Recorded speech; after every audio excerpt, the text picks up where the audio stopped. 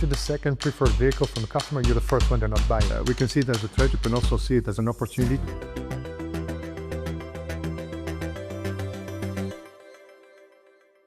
Welcome to The Big Question, the series from Euronews where we speak to some of the biggest names in business. I'm Hannah Brown, and today I'm joined by Xavier Martinet, CEO and President of Hyundai Europe. Thank you very much for joining me today, Xavier. Can you just tell me a little bit about where you currently sit in the European market? If you look at personal cars, we're at 4% market share in Europe. We're ranked number 10 on the market. When you look back in time, 10, 15 years ago, we're at half this market share. So Hyundai has been growing over time.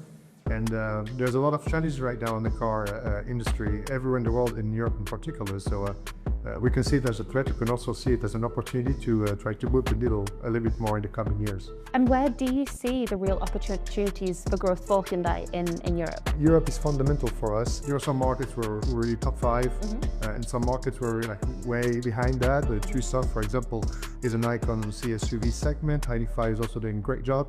There are some other segments, like the segment in which we are not performing as well. From the private buyer point of view, people buying the cars one by one, we're doing a pretty decent job with a 4.5% market share. But when we look at the B2B segment, which is like fleets, we're not so good. We're at 3.3%. So again, it's room for improvement. There's potential to be seized in many different areas in Europe. We need to develop products that are taking European customers' needs, lifestyles, demands. And when we do have global products, we need to calibrate them, because you don't drive on the German Autobahn like you drive in an interstate in the US. I mean, we need to be able to like somewhere really adjust and fine-tune the vehicle characteristics so that the vehicles satisfy the customers wherever they drive.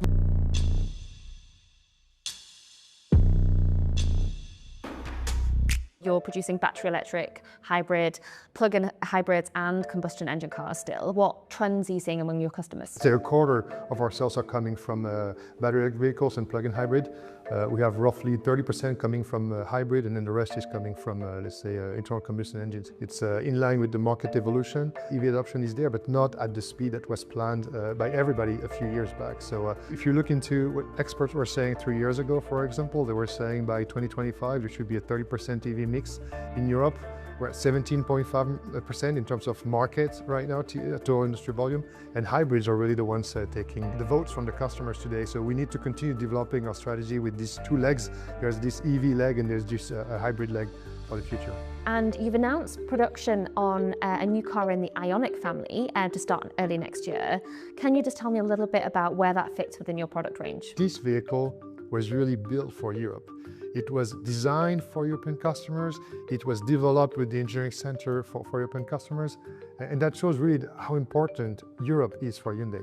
I mean, it's the whole strategy that we've been launching quite some time ago. We need to cover all the segments of the market with EVs. Because right now what we see, for example, is that the EV mix is actually higher for fleet customers. Yeah. But retail buyers right now have a lower mix of EV. They still want to buy the old ones also because either they don't find the car they want or the price is too high. And this is why for us targeting this lower part of the segment with the strong EV propositions was fundamental. And it's one of the challenges that we have with EVs is that they're more expensive than, let's say, internal combustion engine vehicles. So again, it's important that we have the right balance between, again, the specifications of the vehicle, you have the right range, you have the right charging speed, you have the right equipment in the vehicle, until a price that's compatible with purchasing power of European customers in this segment. So it's a delicate balance, and right now there's a lot of great offers on the market. So you need to generate some kind of emotion that makes people want to buy your car. I usually say that if you're the second preferred vehicle from a customer, you're the first one they're not buying. And on that note about pricing,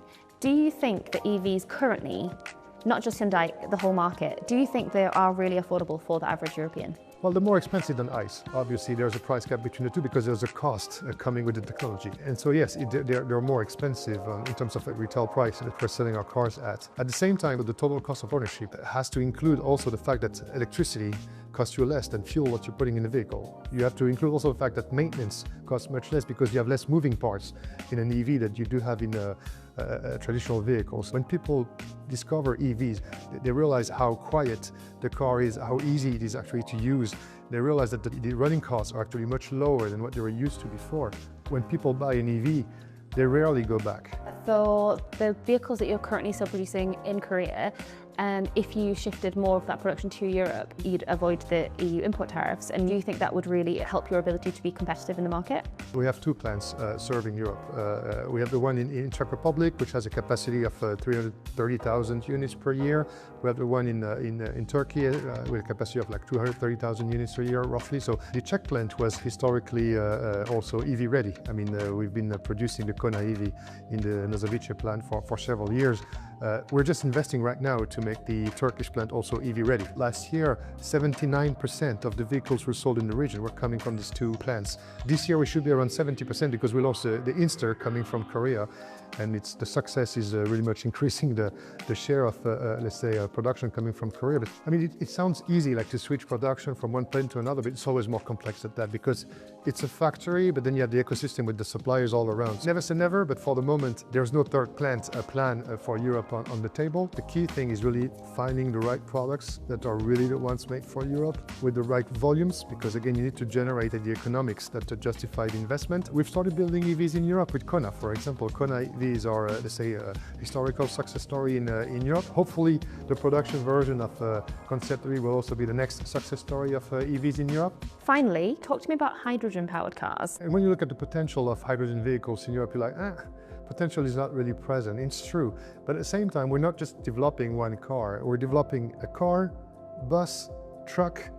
And when you look at our plant in Savannah, Georgia, in the US, we're also producing our own hydrogen. So at the end of the day, you're not talking about one car, you're talking about an ecosystem. It's something that we definitely want to continue investing on. EVs are one great way to electrify the car park.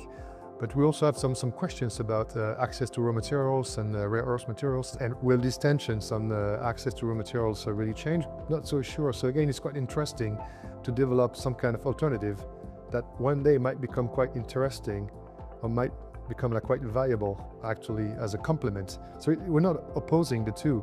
We're just saying it's good to have like different solutions to decarbonize the car industries. And what right now do you think are the barriers? The infrastructure. We don't have that many charging stations. So, and again, like the charging stations for hydrogen cost a lot more than electricity. Again, it's why we don't see these technologies as opposing technologies, but they might complement each other. So that's why we've announced it that by 2027, when we talk to European customers, every single Hyundai model in Europe will have at least like a hybrid powertrain or a plug-in hybrid powertrain or a full EV powertrain or hydrogen powertrain. And I think it's really like one of the interesting propositions that Hyundai is making to customers in Europe. Brilliant. Well, thank you so much for your time today, and thank you for joining me on The Big Question. Thank you, Anna.